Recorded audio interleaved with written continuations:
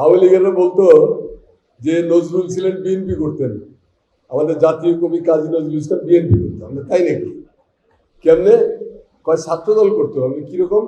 কয় সে তো লিখছে আমরা শক্তি, আমরা বল, আমরা ছাত্র দল, মোদের পায়ের তলায় মুখছে তুফান, উঠবে বিমান ঝড়বাদল।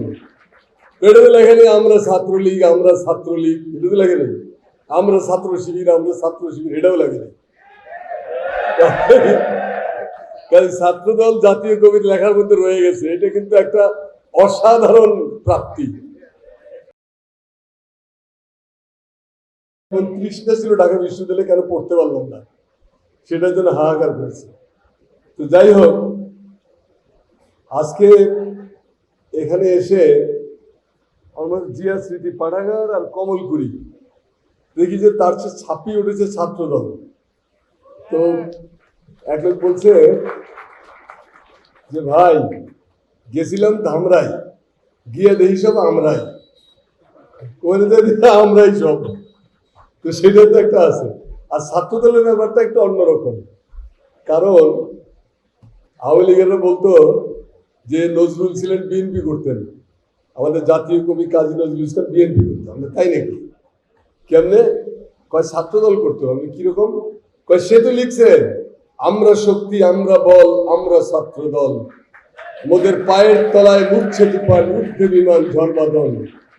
এটা তো লেখে নেই আমরা ছাত্রলীগ, আমরা ছাত্রলীগ, এটা তো লেখে নেই আমরা ছাত্র শিবির, আমরা ছাত্র শিবির, এটাও লেখে নেই। ছাত্রদল জাতীয় কবির লেখার মধ্যে রয়ে গেছে, এটা কিন্তু একটা অসাধারণ প্রাপ্তি। যাই হোক, আজকের অনুষ্ঠানে সম্মানিত সভাপতি বিএনপির কামান আমানুল্লাহ আমান,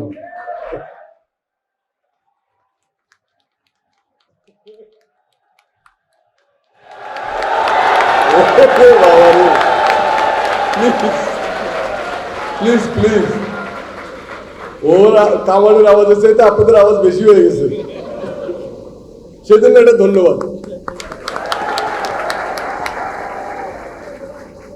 তারপরে এইখানে মঞ্চ আলো করে যিনি বসে আছেন, তার সারাটা জীবন তো পথে পথেই ব্যয় হয়ে গেছে। বিশেষ করে শেষ 17 বছরে ফ্যাসিবাদ বিরোধী সংগ্রামে তার যে ভূমিকা, তার যে অবদান, তার যে ত্যাগ, তার যে নিষ্ঠা, আমি একেবারে শ্রদ্ধাবনত চিত্তে তাকে আমার সম্মান জানাই, সেলুট জানাই। তিনি হলেন আমার খুব প্রিয় একজন মানুষ, আমাদের রিজভী ভাই, আমার খুব প্রিয় একজন মানুষ। তিনি জানেন না আমি তাকে ভালোবাসি, কিন্তু আমি তাকে ভালোবাসি। তিনি হয়তো জানেন না, কারণ প্রচুর ভক্ত আছে তার। রাকিবের বক্তৃতা শুনলাম, ভাল লাগছে। তারপরে আমাদের সাংবাদিক শাহেদ, সবার ভালো লাগছে, কিন্তু সবার চাইতে ভালো পাউরুটি আর ঝোলা গুড়ি, সেই বক্তৃতা হলো আমাদের মাহমুদা আবার সবার সেরা, ভাল লাগছে। এখানে তো আরো অনেকেই বক্তব্য রেখেছে, সবাইকে সবার উদ্দেশ্যেই সালাম। আর সামনে যে ভাই বোনেরা তোমাদের অনেকক্ষণ ধরে আপনি করে বলতেছি, ভাল লাগে না, তো তোমাদের উদ্দেশ্যে সালাম। এই অডিটোরিয়ামে ঢোকার সময় আমি খুব শিহরণ অনুভব করছিলাম, কারণ আজকাল থেকে সে 4 দশকেরও আগে এই দেশের জাতীয় ইতিহাসের সবচেয়ে সফল মানুষ শহীদ প্রেসিডেন্ট জিয়াউর রহমান এই অডিটোরিয়ামে পা রাখার ভেতর দিয়ে ঢাকা বিশ্ববিদ্যালয়ের হৃদয় জয় করেছিলেন। এই মঞ্চে দাঁড়িয়ে তিনি কথা বলেছিলেন, আমি সেই মঞ্চে দাঁড়িয়ে কথা বলেছি, আমি রীতিমতো শিহরণ অনুভব করছি। আমার মনে হয় ছাত্রদল ওই তারিখটা বের করে এই দিনটা উদযাপন করতে পারে, শহীদ জিয়া ঢাকা বিশ্ববিদ্যালয়ের প্রবেশ দিন, কারণ এটা ইউনিক একটা এক্সাম্পল। তিনি কোনো অস্ত্র ছাড়া শুধু ভালোবাসার সহিষ্ণুতা দিয়ে জয় করেছিলেন ঢাকা বিশ্ববিদ্যালয়, এবং তার রাজনৈতিক প্রজ্ঞা, উইজডম। যাই হোক, তো আজকের বিষয়টা নিয়ে অনেকক্ষণ ধরে আপনারা কথা শুনছেন। আমি এই বিষয়ে দুটো পার্ট দেখতে পাচ্ছি, একটা হলো শহীদ প্রেসিডেন্ট জিয়াউর রহমান, আর একটা হলো বাংলাদেশি জাতীয়তাবাদ।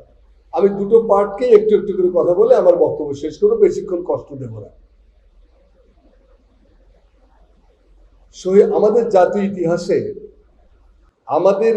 ইতিহাসে যতগুলো সফল রাষ্ট্রনায়ক এসেছেন, যতগুলো সফল রাজনৈতিক ব্যক্তিত্ব এসেছেন, তাদের সবার চাইতে জিয়াউর রহমান আলাদা এবং শ্রেষ্ঠ। আপনি বলতে পারেন যে আপনি হয়তো আবেগ থেকে বলছেন, এইটাই প্রমাণ করতে চাইবো আমি যে কেন তার শ্রেষ্ঠত্বটা কোথায়। আপনি দেখেন যে 606 খ্রিস্টাব্দে শশাঙ্ক যখন বাংলাদেশের তার রাজ্য প্রতিষ্ঠা করেন, তিনি একটা ভূখণ্ডকে একখানে করে বাংলা নাম নেন নাই, তিনি নিয়েছিলেন গৌরাধিপতি মহাসামন্ত শশাঙ্ক। ওই একটাই দাম, ইতিহাসে একটাই মাত্র ভূমিকা। গোপাল এদেশে ন্যায়ের শাসন প্রতিষ্ঠা করেছিলেন, একটাই ভূমিকা। বখতিয়ার খিলজি বাংলা জয় করে এখান থেকে জাতপাতের ভেদাভেদ উদ্ধ করে ভ্রাতৃত্ব, মৈত্রী এবং সহমর্মিতার সমাজ নির্মাণ করেছিলেন, এইটাই অবদান। 1342 খ্রিস্টাব্দে শামসুদ্দিন ইলিয়াস শাহ, তিনি এই পৃথিবীর মানচিত্রে প্রথমবারের মতো বাংলাদেশ নামে একটা রাষ্ট্র প্রতিষ্ঠা করেছিলেন। তার আগে বাংলা নামে পৃথিবীর কোথাও কোনো দেশ ছিল না, সবসময় রাষ্ট্রের রাজধানীর নামে রাষ্ট্রের নাম হয়। তিনি এই সমতট, হরিকেল, এই আপনার চন্দ্রদ্বীপ, এই বঙ্গ, রাত, পুণ্যবর্ধন, বরেন্দ্রভূমি, এই সমস্ত টুকরোগুলোকে একখানে করে উড়িষ্যার একটা অংশ, বিহারের একটা অংশ নিয়ে একটা স্বাধীন রাজ্য প্রতিষ্ঠা করেছিলেন। তার নাম দিলেন শাহ-ই বাংলা, মানে রাজকীয় বাংলা, এবং নিজ উপাধি নিলেন শাহে বাংলা, মানে বাংলার বাদশাহ, বাংলার সুলতান, বাংলার প্রেসিডেন্ট। এই একটা অবদান তার।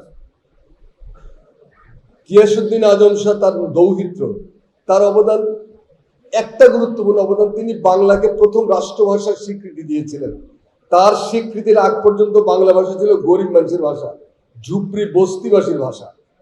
সেই বস্তির থেকে বাংলাকে পরম সমাদরে এনে রাজ দরবারে তিনি বসার চেয়ার দান দিয়েছিলেন এবং রাষ্ট্রীয় স্বীকৃতি দিয়েছিলেন।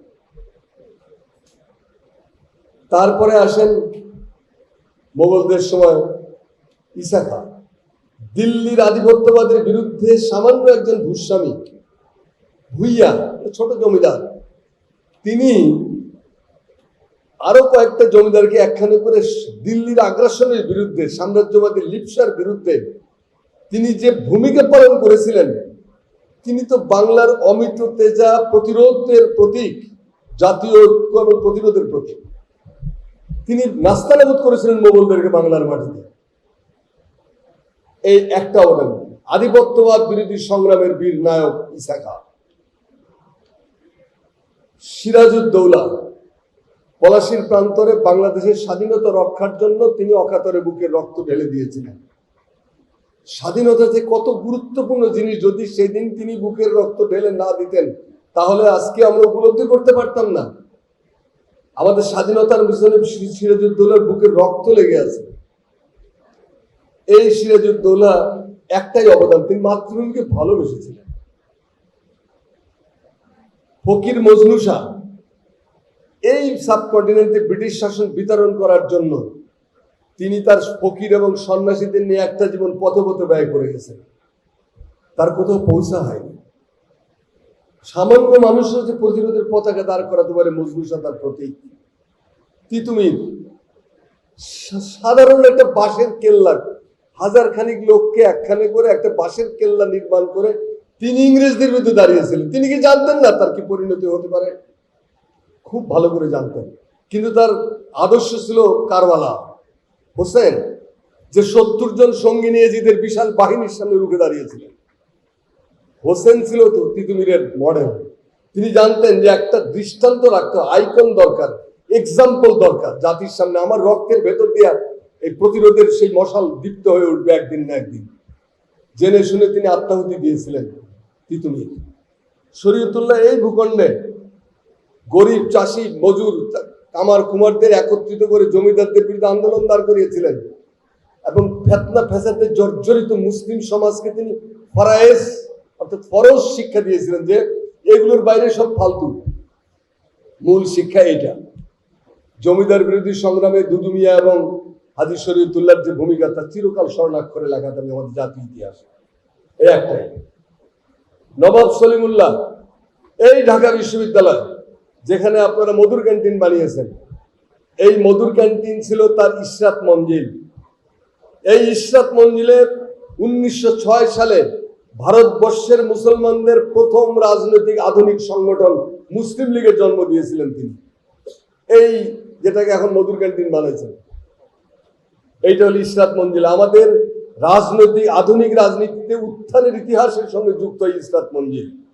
নবাব সলিমুল্লাহ তিনি আমাদেরকে আধুনিক রাজনীতির সঙ্গে যুক্ত করে দিয়েছিলেন, এটাই তার অবদান। তিনি না হলে ঢাকা বিশ্ববিদ্যালয় হতো না, সেটা তো আমরা জানি। শেরে বাংলা আবুল কাসেম ফজলুল হক, শেরে বাংলা আবুল কাসেম ফজলুল হক যদি না হতো তাহলে বাংলার কৃষক সমাজ ধ্বংস হয়ে যেত। তার প্রজাস্বত্ব আইন, তার ঋণ সালিসি বোর্ড, তার জমিদারি উচ্ছেদ ইত্যাদি ইত্যাদি ইত্যাদি। কিন্তু সবচেয়ে বেশি তার শিক্ষা সংস্কার। 1940 সালে লাহোর প্রস্তাব তো আছে, শিক্ষা সংস্কার কি? তিনি বাংলাদেশি বাঙালি মুসলিম মধ্যবিত্ত শিক্ষিত সম্প্রদায়ের প্রতিষ্ঠাতা, বাঙালি মুসলিম শিক্ষিত সম্প্রদায়ের প্রতিষ্ঠাতা। একটা অবদান।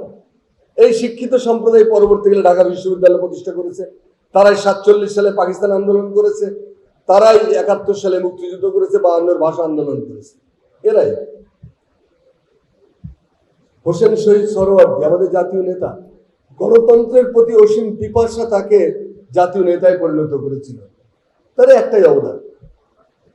মজলুম জননেতা মৌলানা আব্দুল হামিদ খান ভাসানী, রাজনীতি ছিল নবাব নাইটদের প্রাসাদে বন্দী, রাজনীতি ছিল ষড়যন্ত্রের ফ্যাক্টরি। এই প্রাসাদ বন্দী রাজনীতিকে নবাব নাইট খায় বাহাদুর খান বাহাদুরের খপ্পর থেকে উদ্ধার করে তিনি রাজনীতিকে নিয়ে গেছিলেন সাধারণ মানুষের দোরগোড়ায়। কৃষক শ্রমিক মজুর মুঠে কুলিদের সঙ্গে তিনি রাজনীতিকে একাকার করে দিয়েছিলেন এবং এদেশের সমাজতান্ত্রিক আন্দোলনের তিনি উদ্গাতা। স্বাধীন বাংলাদেশের প্রথম উদ্গাতা 1957 সালে তিনি তো কাকমারিতে বলেছিলেন আসসালামু আলাইকুম। মূল অবদান একটাই।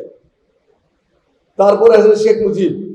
60-এর দশকের শেখ মুজিবের ভূমিকা স্বাধীনতার জন্য অসীম, যদিও শাসক শেখ মুজিব সর্বনাশ করে দিয়ে গেছে বাংলাদেশে। changetv.press এক ফোঁটা হলুদও নেই।